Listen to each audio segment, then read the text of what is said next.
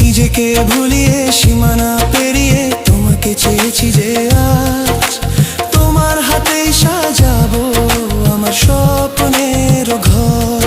আমি তোমার প্রেমে পড়ে দুনিয়া ভুলে গেছি।